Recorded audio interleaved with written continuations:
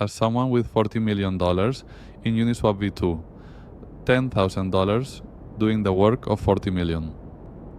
That concentration is leverage on your fees and leverage on your risk. There's one decision, pick a range, and it forces a change so deep that V3 throws away the LP token. Okay, here's a number that sounds made up.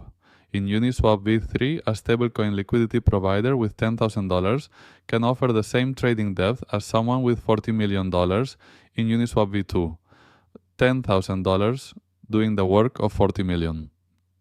That's not a trick, and it's not marketing. It's about 4,000 times the capital efficiency, and it comes from one design decision. So let's look at what that decision actually is, because everything else in V3, every weird piece of math you've heard about, ticks, square root prices, fee growth accumulators, all of it exists to support this one idea. This is section 1 of Building Uniswap V3 on the Zealynx Academy. 18 sections where you don't read about concentrated liquidity, you write it. So what's wrong with V2? In V2, your liquidity sits on the whole curve. X times Y equals K from a price of 0 all the way to infinity. Sounds elegant. But think about what that means if you're providing liquidity to a stablecoin pair, USDC and DAI.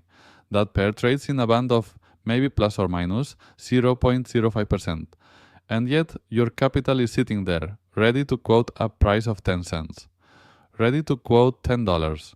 Prices that pair will never ever see. So how much of your money is actually working? Under 1%. The rest is dead weight, and it's diluting the fees for every other LP in the pool. Right. So V3's answer is concentrated liquidity. Instead of covering every price, you pick a range, PA to PB, and your capital only backs trades inside it. Inside that range, your position behaves exactly like a V2 pool. Same constant product curve, just over a shorter segment. Outside it, your position turns entirely into one token and sits idle until the price comes back. Let's do the stablecoin case properly, because the number is the point. USDC day at a price of 1. You pick a range of 0.9995 to 1.0005. That's about plus or minus 5 ticks. Run the efficiency math and you get roughly 4,000 times.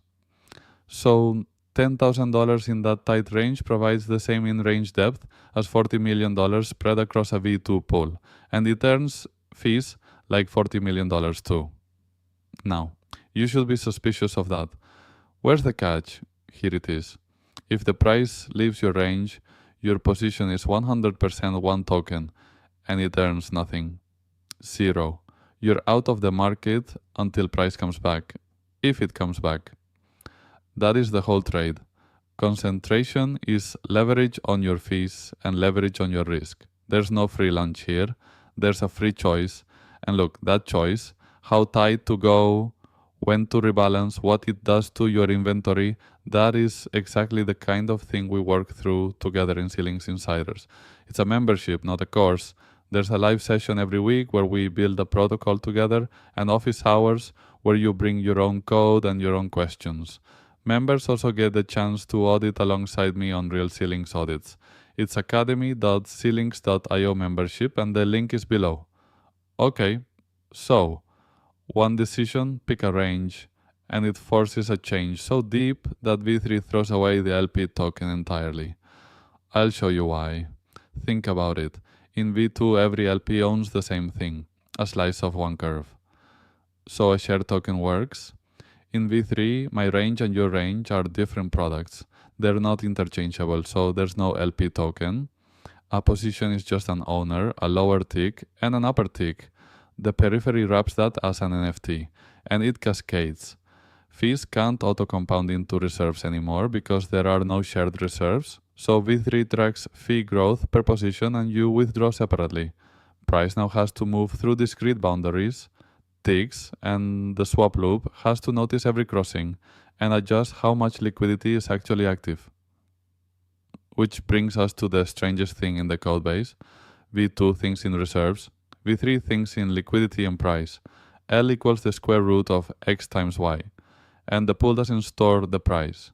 It stores the square root of the price in fixed point as sqrtPriceX96.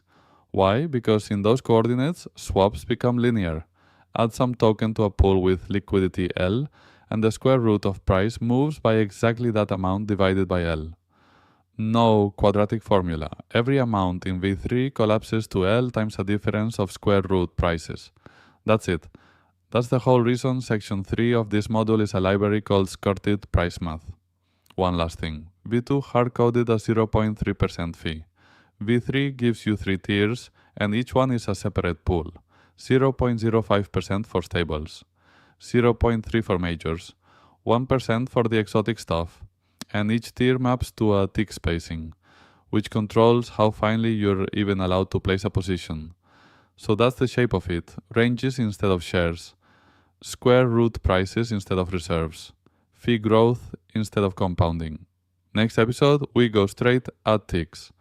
What a tick actually is, why prices are stored as powers of 1.0001, and how the pool finds the next one without scanning the whole number line. That one's the foundation for everything after it. See you there.